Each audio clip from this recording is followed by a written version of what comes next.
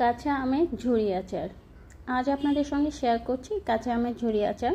যারা খিচুড়ির সঙ্গে আচার খেতে পছন্দ করেন তারা আমার এই আচারের রেসিপিটি ফলো করতে পারেন। আশা করছি ভালো লাগবে। আসসালামু আলাইকুম everyone, welcome back to my channel হাদিয়ার হেসেল।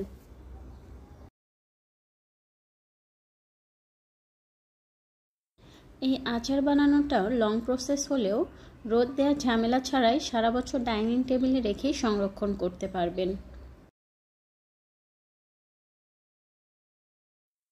চলুন দেখে নেওয়া যাক আচারটি কিভাবে তৈরি করতে হয়। এখানে আমি কাঁচা আম নিয়েছি 8 থেকে 9টি। আপনারা আপনাদের পছন্দ মতো বাড়িয়ে অথবা কমিয়ে নিতে পারেন। একটি চাকুর সাহায্যে আমের সামনের অংশটা কেটে ফেলছি এবং একটি ভেজিটেবল পিলারের সাহায্যে চোচাগুলোকে ছাড়িয়ে নিচ্ছি। আমের খোসা সম্পূর্ণভাবে ছাড়ানো হয়ে গিয়েছে। ঠিক সেম প্রসেসে আমি সবগুলো আমের খোসা ছাড়িয়ে নিয়েছি। এখন একটি গ্রেটারের সাহায্যে আমটাকে কুচি করে নিচ্ছি। আপনারা চাইলে চাকু অথবা বটির মাধ্যমে কুচি করে নিতে পারেন, তবে আমার কাছে এটা সুবিধা লেগেছে তাই আমি গ্রেটারের সাহায্যে গ্রেট করে নিচ্ছি। তবে অবশ্যই মোটা পাশটা দিয়ে গ্রেট করবেন, এতে করে সুন্দর আসবে। দেখতেই পাচ্ছেন কতটা সুন্দর এসেছে। চিকন পাশ দিয়ে করলে বেশি মিহি হয়ে যাবে, খেতে ভালো লাগবে না। এখন একটি মিক্সিং বলে আমের কুচিগুলো নিয়ে নিচ্ছি। এতে 2 চা চামচ পরিমাণ লবণ দিয়ে মাখিয়ে নিচ্ছি।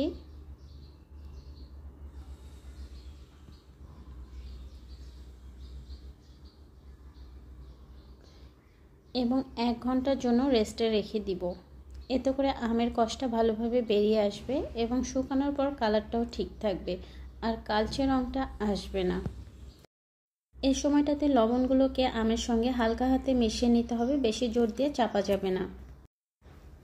1 ঘন্টা পর দেখুন কি পরিমাণ আমের কষগুলো বেরিয়ে এসেছে।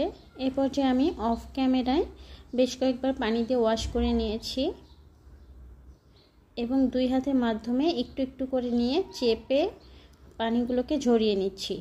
সম্পূর্ণভাবে পানিগুলোকে চেপে চেপে ফেলে দিতে হবে। এই সময়টাতে পানি থেকে গেলে শুকোতে অনেক টাইম লাগবে, তাই চেষ্টা করবেন পানিটাকে সম্পূর্ণভাবে ঝরিয়ে নেওয়ার জন্য। আপনারা চাইলে একটি সুতি কাপড়ে কিছু পরিমাণ আম নিয়ে হালকা হাতে চেপে চেপে পানি ঝরিয়ে নিতে পারেন। এখন এখানে পেঁয়াজ কুচি অ্যাড করে দিচ্ছি। আমি আম যে পরিমাণ এসেছে তার অর্ধেক পরিমাণ পেঁয়াজ কুচি দিচ্ছি। সরিষা নিয়েছি 2 টেবিল চামচ। 3টে কাঁচামরিচ দিয়ে ব্লেন্ড করে নিচ্ছি। নিয়ে সরিষা বাটা সম্পূর্ণটুকুই দিয়ে দিচ্ছি। 2 টেবিল চামচ চিনি দিয়ে দিচ্ছি। শুকনো মরিচের গুঁড়া 2 চা চামচ, হলুদের গুঁড়া 1/2 চা চামচ, লবণ 1.5 চা চামচ।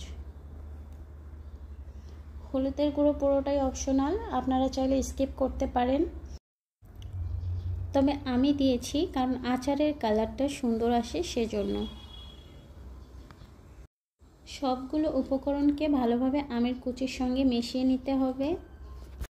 আপনারা যে পরিমাণ আম নেবেন তার উপরে নির্ভর করে প্রতিটি পরিমাণ বাড়িয়ে অথবা কমিয়ে নিতে হবে। মেশানো হয়ে গিয়েছে। এখন একটি চেলিতে সামান্য পরিমাণ সরিষার তেল ব্রাশ করে নিচ্ছি।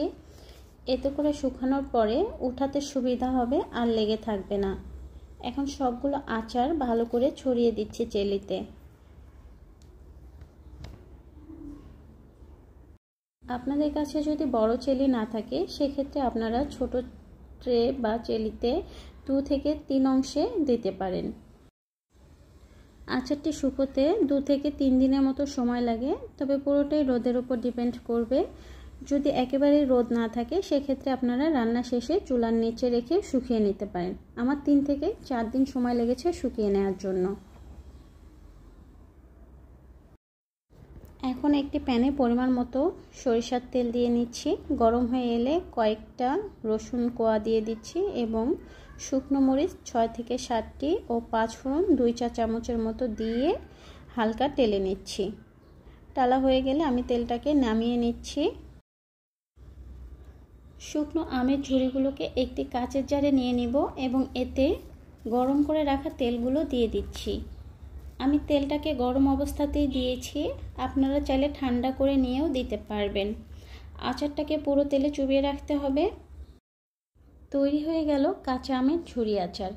এই আচারটিকে আপনারা ডাইনিং টেবিলে 1 বছর রেখে সংরক্ষণ করতে পারবেন রোদের ঝামেলা ছাড়াই। আচারটি খেতেও যেমন সুস্বাদু, ঠিক দেখতেও ততটাই সুন্দর। আমি চেষ্টা করেছি আচারের প্রতিটি স্টেপ আপনাদের সঙ্গে সুন্দরভাবে শেয়ার করার জন্য। আশা করছি আজকের ভিডিওটি ভালো লেগেছে। যদি ভালো লেগে থাকে তাহলে অবশ্যই like, comment, share and subscribe করে নিয়মিত চ্যানেলের পাশেই থাকবেন। আজ এখানেই বিদায় নিচ্ছি। আবারও হাজির হব অন্য কোনো রেসিপি নিয়ে। সে পর্যন্ত সকলেই অনেক বেশি ভালো থাকবেন। আল্লাহ হাফেজ।